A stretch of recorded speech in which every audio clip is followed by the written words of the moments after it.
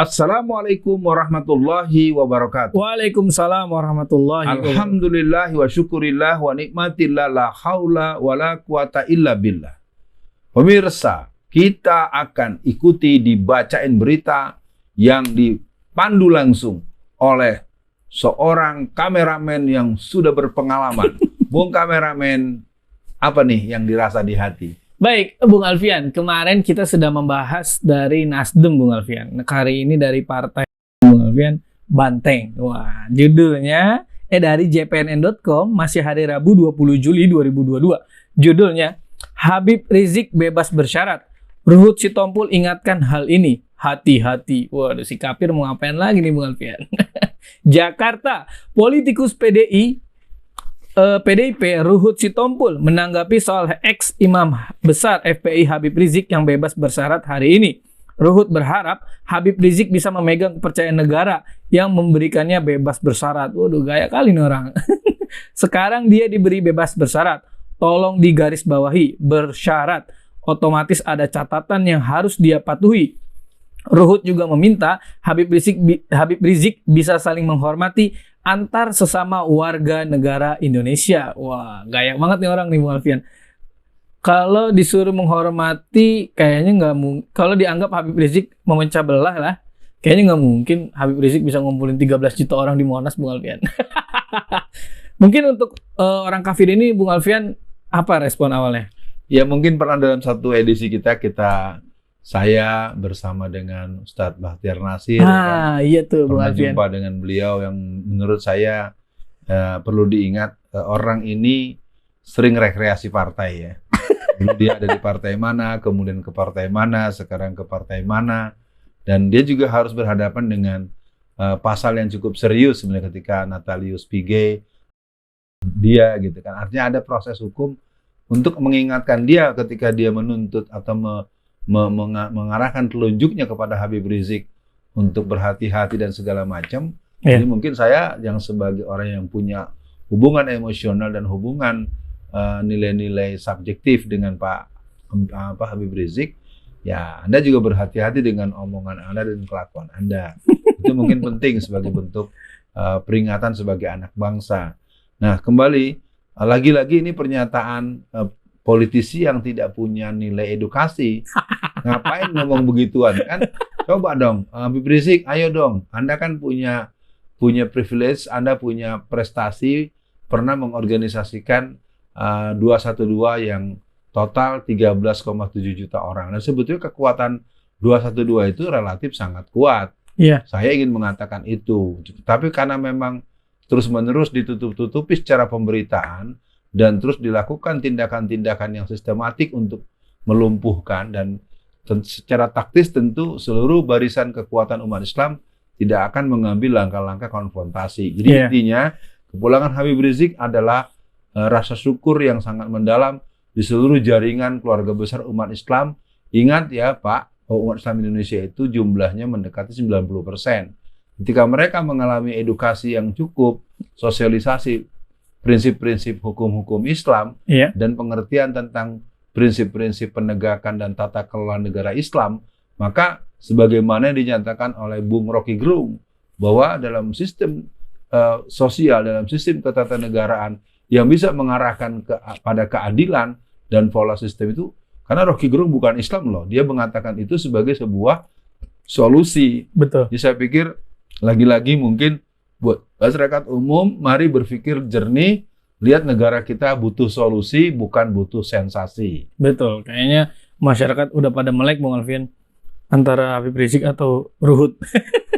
Nah, Bung Alfian, mungkin kita geser dikit dari si kafir ini.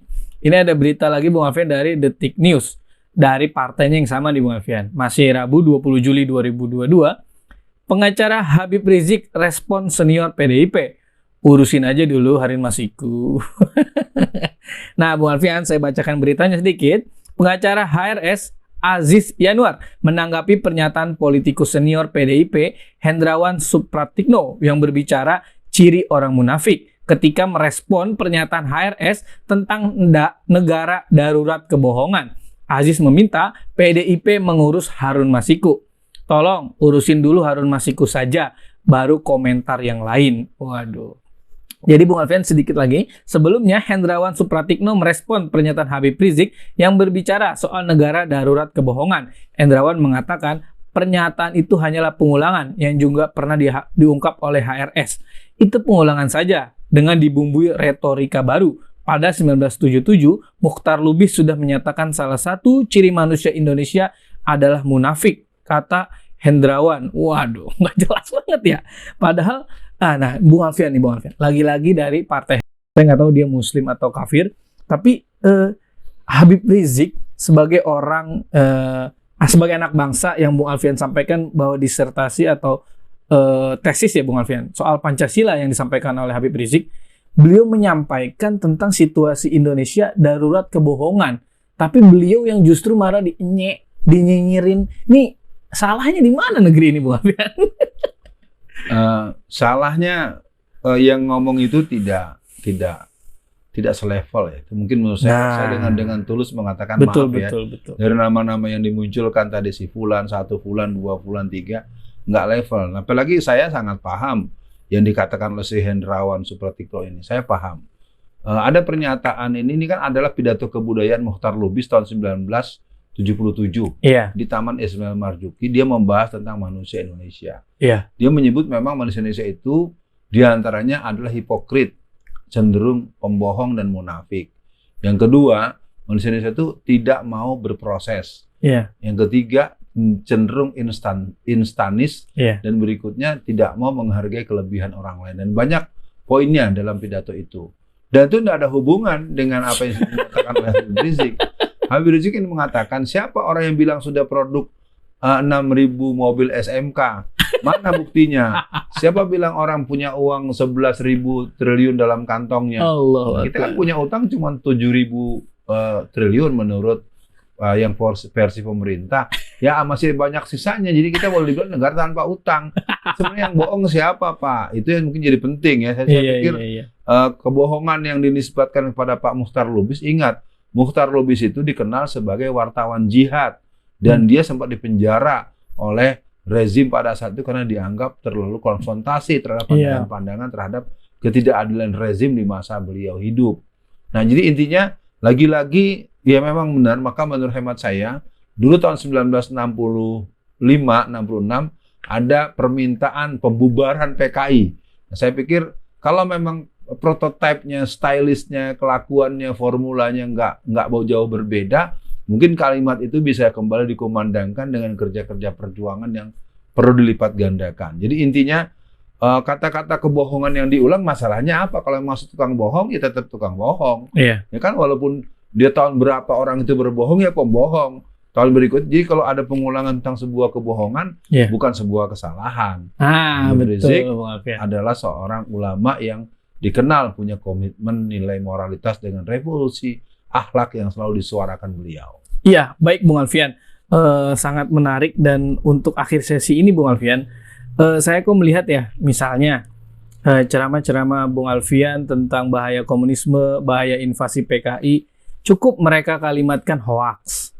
Sampai penyampaian Habib Rizik tentang darurat kebohongan, korupsi, macam-macam, cukup dia katakan ujaran kebencian. Nah ini Bung Alfian, untuk akhir sesi dibacain berita kali ini, bagaimana agar umat kita fokus mendengarkan nasihat-nasihat dari para ulama, nasihat-nasihat dari para ustadz, nasihat-nasihat dari para guru, tanpa menghiraukan omongan-omongan dari partai-partai sekuler, partai-partai kafir, partai-partai. Ini gimana Bung Alfian? Agar kita tidak terdistract Bung Alfian. Ya sebenarnya semua masyarakat ingin seperti itu Bung Kameramen. Tetapi kan persoalnya terjadinya pasal karet terhadap beberapa. Misalnya Undang-Undang ITE. Undang-Undang ITE itu kan tidak dimaksudkan untuk nangkep-nangkepin ustadz. Dia mulanya adalah untuk undang-undang yang berhubungan dengan ekonomi dan sekitar dunia pers. Sebagai bentuk kedisiplinan, kerapihan, dan sebuah kerja-kerja yang punya daya edukasi secara luas. Lu nyasarnya kok jadi, kalau boleh dibilang kan nih, korban pertamanya namanya Alfian Tanjung. Kalau dulu kan Prita Mulyasari. Kan seorang yang dia dirawat di rumah sakit, kemudian dia mengulas, dia kena dia kan. Nah kalau tokoh-tokoh Islam sebutlah, kalau saya dianggap tokoh gitu ya, itu memang saya orang pertama yang masuk Dan sejak itu kan kemudian lalu bertambah. Innalillahi. Nah, artinya kalau tadi ditanyakan bagaimana, dan itu sebenarnya bentuk ketidaksanggupan dia melawan kita secara konsepsional. Betul. Mereka tidak punya konsep, nggak punya argumentasi, nggak punya argumen, akhirnya sentimen, nggak punya argumentasi, jadi sensasi. Jadi sebetulnya persoalannya kan konsepsi Islam itu tertolak karena memang belum pernah dipraktekkan. Betul. Maka untuk itu dengan stressing di penutupan atau penyampaian dibacain berita kali ini kepada seluruh bangsa Indonesia, seluruh kaum muslimin, kita tidak akan pernah meragukan. Allah berfirman, ya ayyuhallazina amanu udkhulu fisilmi kafah. Jadi dalam Al-Quran itu surat 2 ayat 208 mengatakan bahwa orang-orang yang beriman masuklah ke dalam Islam secara keseluruhan. Jadi apakah undang-undang ITE, apakah undang-undang yang kemudian dibuat, semua ini kelihatan, apalagi undang-undang KUHP yang baru ini juga kelihatannya semakin mengarah kepada untuk mengunci potensi orang beraspirasi, bahkan sudah dibahasakan dengan bahasa yang tegas, semua kena. Jadi ini negara semakin represi, ya semakin menunjukkan bahwa SDM-nya nggak bermutu, dan lagi-lagi tidak ada kekuasaan yang akan diberikan dengan rela hati. Maka kita rebut dengan sistematis, kita rebut dengan konstitusional, dan tentu rebutan itu dilakukan dengan kerja-kerja kolektif. Sekian dibacain berita kali ini. Assalamualaikum warahmatullahi wabarakatuh.